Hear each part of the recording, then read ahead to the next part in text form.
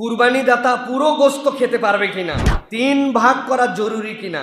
আরেকটা গুরুত্বপূর্ণ প্রশ্ন, কেনার পর যদি পশুতে ত্রুটি দেখা যায় তাহলে করণীয় কি। একজন প্রশ্ন করেছেন কুরবানির গোশত হিন্দু ভাইদেরকে কি দেওয়া যাবে। একজন প্রশ্ন করেছেন কুরবানির গোশত বানাবার মজুরি হিসাবে কুরবানির চামড়া, জিগরি বা কুরবানির গোশত দেওয়া যাবে কিনা। চমৎকার একটি প্রশ্ন। আমাদের মধ্যে নিজেরা আমরা কুরবানির পশু জবেহ করার পরে অনেক সময় আমরা নিজেদের পরিবারের লোক নিয়ে আমরা পেরে উঠি না।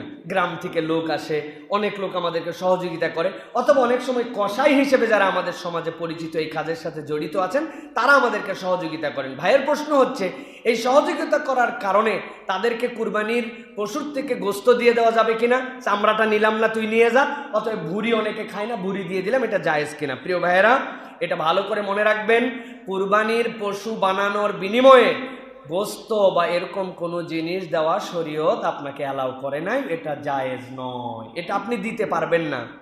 বর্ণনার মধ্যে আসছে লা ইউতা আজরুন আল জাজ্জার মিনহা লিআন্নাহু কাবাইইন, যদি কেউ তোমাদের মধ্যে এরকম করে কারো সহযোগিতা নেয় তার উজরত হিসাবে কুরবানির গোশত তাকে দেওয়া যাবে না। হযরত আলী রাদিয়াল্লাহু তাআলা আনহু থেকে হাদিস আসছে স্পষ্ট, রাসূলুল্লাহ সাল্লাল্লাহু আলাইহি ওয়াসাল্লাম নিষেধ করেছেন তোমরা যে উটকে নহর করায় না অন্য থেকে, এই নহর করানোর বিনিময়ে তোমরা তাকে ওই উট থেকে গোশত বা অন্য কিছু দিও না।